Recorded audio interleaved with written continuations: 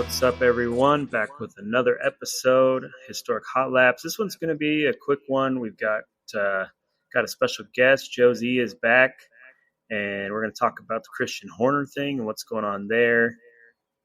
So welcome back, Joe. Hey, thank you, sir. I always appreciate you having me on. Heck yeah, man.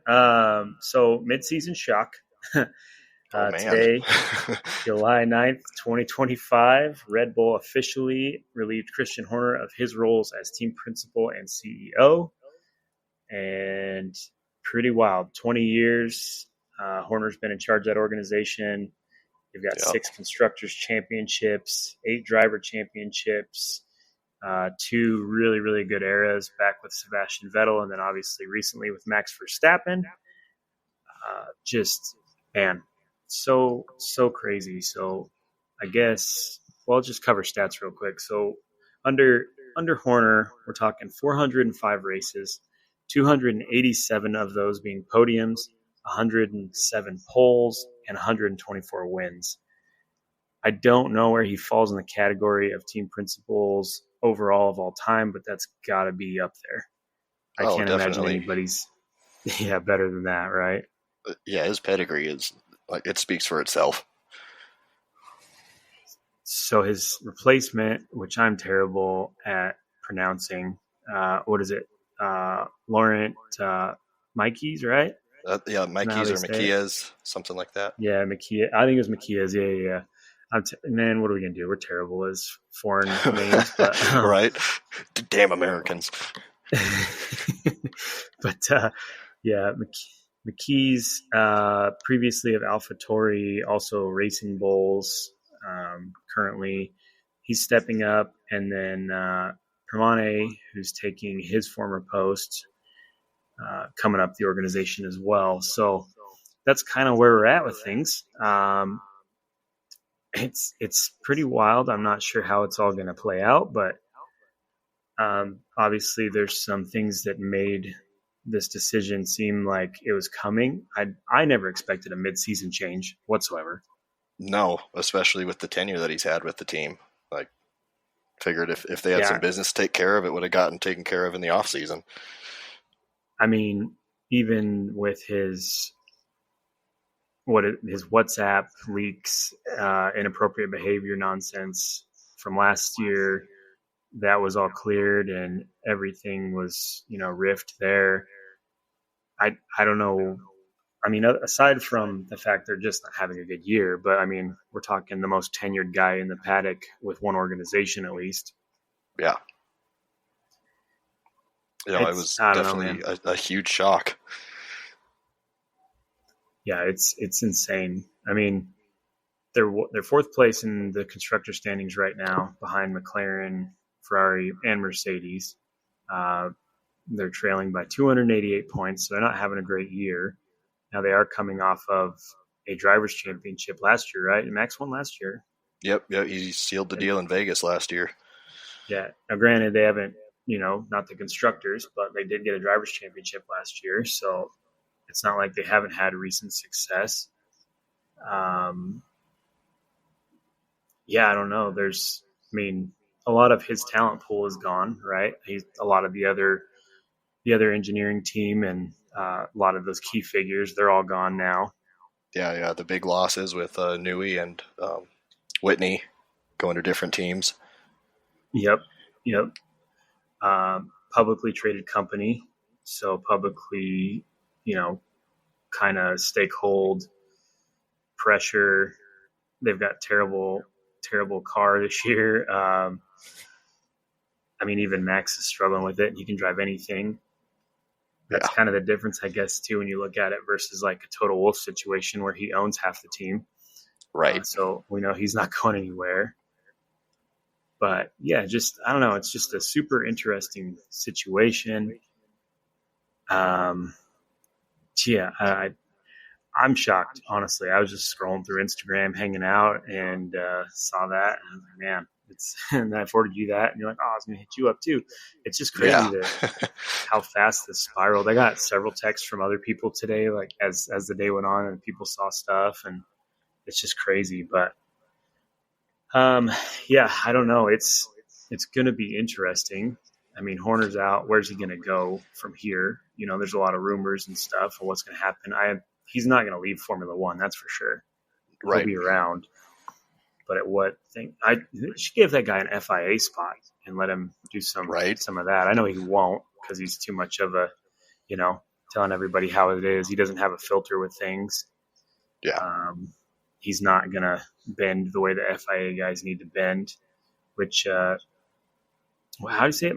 What is it? Mackay's? I think it's Makia's.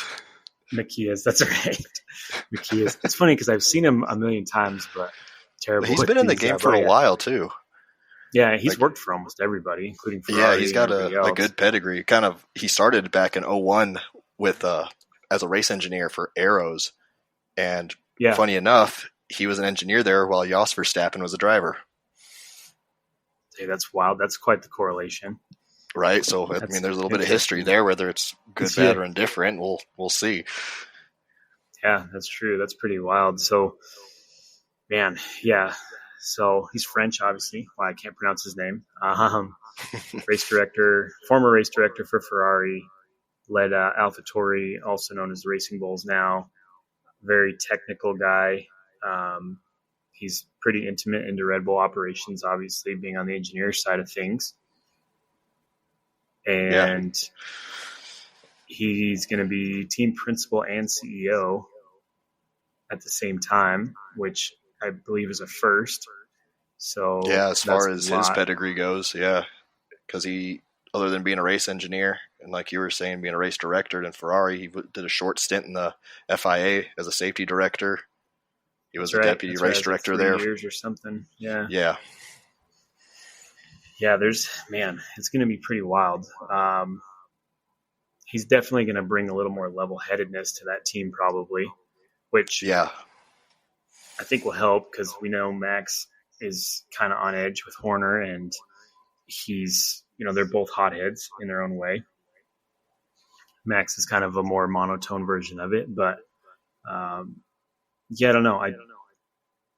I don't know what made this mid-season change, I guess, at the end of it, because it seems like a rough time to just jump into it this far into the season. Yeah. But maybe they're trying to save face. There's all the rumors about Verstappen going to Mercedes later, but Verstappen's still in a contract till 2028, right? Something like that. I believe so. Obviously there's ways you can get out of it, but it doesn't look like it'd be quite at that point because they're not completely dive bombing, I guess, in terms of him being the championship. They kind of are, but he's still in the points every race, if not top 3. Right. Yeah, he's still getting a lot done. But then you look at, again, the loss that their in-depth culture has had over at Red Bull, and it's maybe there's more than just at the surface that everybody can see going on with that, and that could be a huge contributing factor to him getting the boot. It very well could. He's got a lot. He's had a lot of bad press. We know that. And being a publicly traded company, at some point that if you're also disagreeing, with the leadership of that trade group and the investment group and the investors and everything else. There's probably so much more we don't know about it, but Verstappen's team had a little reply. It wasn't much. Said, we were informed in advance. Nothing will change on the sporting side. So just keeping it real neutral there. Mm-hmm. Obviously, all those in the paddock think that their insight would be it will increase Verstappen's likelihood to stay with Red Bull versus going over to a Mercedes or something like that. Which I wonder why that is. Was there just big disagreements with Horner tension in that position? I'm guessing so, because I think Horner's everything I've seen from his style, it's his way or no way, right? He doesn't really bend. Where like a Toto, he's more on the engineering side and will take advice. He still leads a certain way, but I think Horner kind of ruled with the iron fist type situation. At least that's what it seems like. I don't know for sure, obviously, but that's what it seems like it has been. So I don't know. It's interesting. I don't know what it's going to do for the stability of the team. It probably will help. There's got to be some more engineering around that RB21 car. It's terrible compared to others. Yeah, they definitely have some catching up to do for this season. And maybe there'll be a good upgrade package with him behind the wheel now of it and steering, the engineering side a little harder. Maybe this is purely performance based. Maybe none of the other stuff has anything to do with it, and it's just performance based. That could be it too. And I don't know. There's so many things. I just can't figure it out. But I guess the real thing is how quickly do you think we're going to see a rebound, if at all? Is it plausible? Is it going to happen this season? Is it going to be a 2026 thing, and they'll figure out how to run the new regulations better and kind of reset themselves? I don't know. What do you think? You follow F1 a little more thoroughly than I do. I think it's some big shoes to fill for sure. Like you're saying, with new regulations next year, they're also going to have a new power unit with Ford.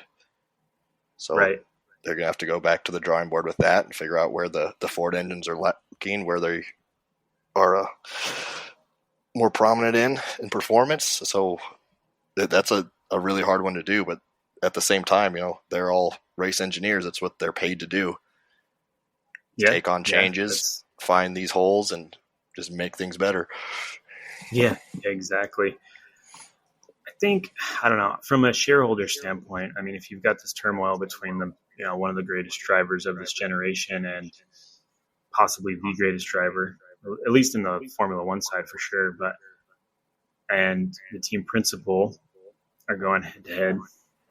Hold on one sec. I got to grab that pizza now. Stand by.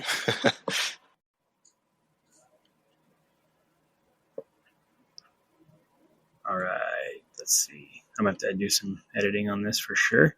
Just a little. Not bad. So performance-wise, man, I don't know. Like I said, with the new motor package and all that, I feel like there's going to be new aero. I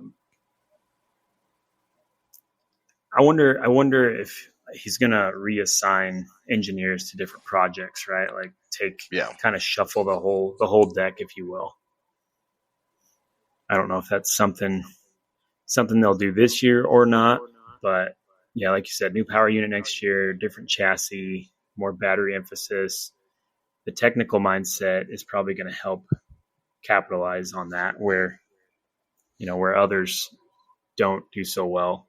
And I'm guessing, technically he's going to be more technical than Horner by a long shot.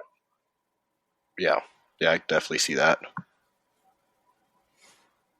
Probably more approachable corporate stability versus, just a wild man type of leadership. Especially since he has like that pass in the FIA, he's got to be proper around everybody. Not necessarily needing to tiptoe, but definitely holding a different standard in the eye of the press and all onlookers. Right. Yeah, he's going to definitely do things a little different. We know that. Like I said, with his experience with the FIA, maybe it'll be a good thing for that team. They can kind of do a bounce back.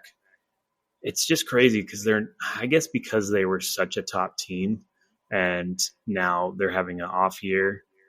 It's like all eyes are on them, right? But anybody else, nobody's questioning what Alpine's doing, Right, yeah. Stuff like that. But I guess it's just big names, big sponsorship, big dollars. I mean, it's all of the above, right? So he'll probably change a lot of that. At the end of the day, F1's it's a big investment for everybody involved. It's a business first and foremost, and a race second. Right. So I guess from there, where do we see Horner going? There's rumors about Ferrari and Alpine, but I mean, we're 12 hours into this. Right. No, I don't know.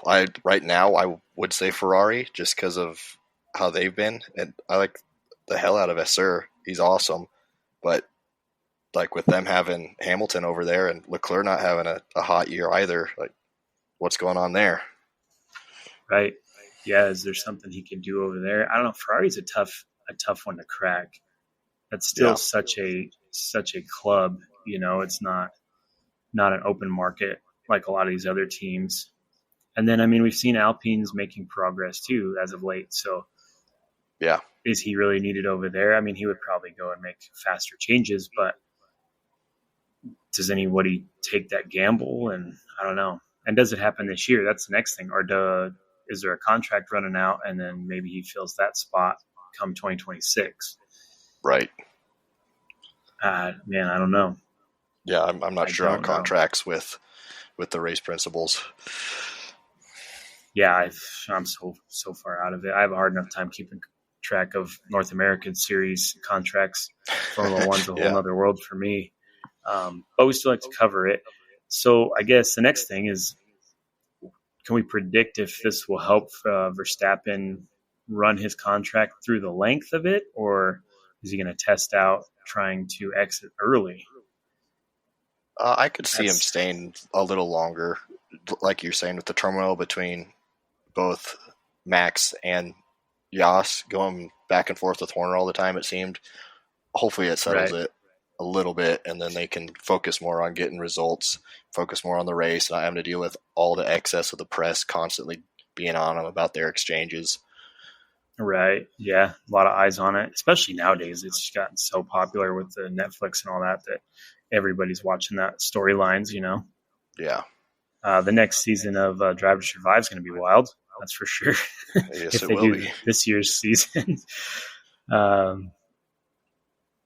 Man, could Horner land at Ferrari or Alpine? I don't know. Just end up at a complete rival team. Yeah. That'd be pretty crazy. Yeah, it definitely would be. But I think it'd be kind of cool to see him over in red on Ferrari. It'd be very interesting to see how him and Hamilton pair up. Right. Yeah, that's another one too, is how would those two do together? I bet they do pretty well, honestly. Yeah. They're not so much oil and water. Like, I mean, look what he's done with Verstappen, and that's purely, I mean, obviously Horner gets credit, but Verstappen's an incredible driver. Yes. So I think even though they had disagreements at times and everything else, they still ended up at the same goal, even if they didn't get along. Where if you look back in history and you look at like a Vettel, I would say that Hamilton's more of a Vettel. Yeah. A little more approached, a little calmer, a little more methodical, where Verstappen always makes it happen, but he holds back until the end and then just blasts through it, right? Like, you never know. He sandbags real hard, basically. Yeah, he'll have a hard start and then kind of, like you're saying, sandbag it. Have to kick it into gear towards the end. Yeah. So, man, I don't know. I don't want to take up too much time on this, but it's definitely going to be interesting to see what happens. Horner's out. Car performance is a little rough. I mean, driver confidence is definitely shaky if we're talking about exit clauses when you got 3 more years in a contract. I think a reset definitely probably needs to happen, and it's going to happen.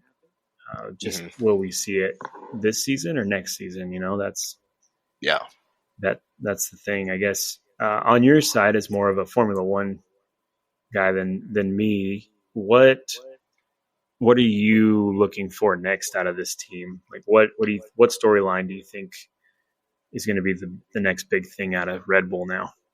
It's going to be interesting to see how they I want to say rebuild, but I don't feel like that's the right word.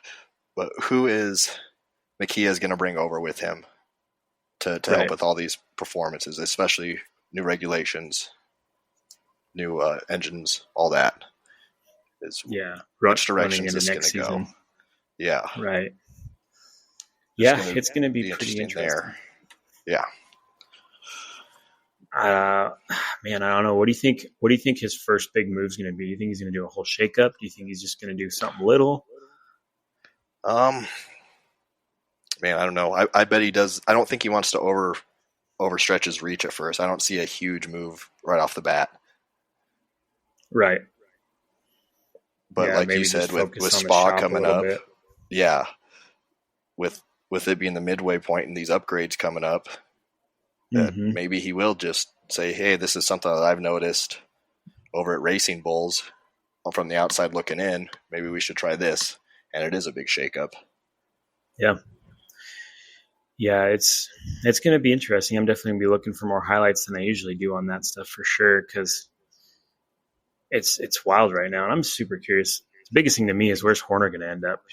That's I feel like personally, I feel like it's going to be more slow and methodical over there at Red Bull now. But is Horner going to drop in somewhere and just shake up a team that's in the bottom? I mean, at the same time, though, the guy's probably got an incredible amount of pride and I don't want to say ego. Ego is not the right term, but like self-worth. So he's probably not just going to jump at any opportunity either. So as much as it would be cool to see him jump into a Williams or something, I don't think we're going to see that. Right. I think if he were to jump into somebody, midfield below, it'd almost be curious if he would jump over to Audi next year. Right. Well, and I don't know what they've announced yet, but you still have Cadillac coming in too. Yeah. I don't know did they announce a team principal? They did. I can't remember who it was. They did announce team principal. I can't remember off the top of my head either. But who's to say that something like that doesn't happen too, I guess, or, maybe a Haas or I don't know. Yeah. It'll be interesting. So what happens in Belgium? What do you think? That's the next one, right? In Belgium? Yeah. Over in Spa. Yep. Hell, I think it's just going to continue on with this McLaren landslide that we're witnessing. It's so wild. Oh man, it's brutal. It's something else when you're fighting for the drivers' championship between your two drivers, not another competitor, but your two drivers. Your constructors, that thing's locked up. Let's be honest, it's done. But I don't know, championship wise, that'll be crazy. But I wonder how Red Bull's going to shake up. I bet it'll probably be status quo. Like they'll get points, but they probably won't be anything super impressive. But I mean, Verstappen he podiumed this last weekend, didn't he? No, so he spun out towards the end there on the final. Oh, that's right. Yeah, on the final yellow flag. But he dropped back to 9th, but he got back up to 5th place. 5th, that's right. And Hulkenberg got 3rd, right? He podiumed for the first time. Nico. Yeah, I feel like I remember that now. I feel like he kind of got snubbed in the celebrations too. Like Lando was just doing whatever he's doing, and Piastri was too worried about not getting the win that he felt he deserved. So Nico's over there in the corner like, all right, guys, I guess I'm celebrating by myself. Yeah, the team was excited for him, if nothing else. That's for sure. Yeah. So, man, that's crazy. But, well, I guess we'll wrap that up. It was kind of an important one we had to jump on and just discuss quickly. This doesn't count as our normal weekly episode, but something that definitely had to happen and cover all the bases. But as always, like, share, subscribe, click all the buttons, do all the stuff. And I appreciate you coming on and talking about it because you got a lot more F1 knowledge than I do. That's for sure. Oh, yeah, man. Anytime. It's going to be a wild couple weeks watching what's going to happen, I guess. Yeah. Big shakeup before the end of the season. Heck yeah, man. Well, we'll definitely recap it once we get a little more info, and maybe we'll see Horner floating around the paddock in somebody's box this week. Who knows? Yeah. Wouldn't Be surprising if he was. Yeah, it's, man, what a shock! What a shock to the motorsport world. Yes, sir. And with that, we'll say goodbye to y'all. But thank you for tuning in and stay safe. Thanks for coming on, man. Yeah, thanks, Alex.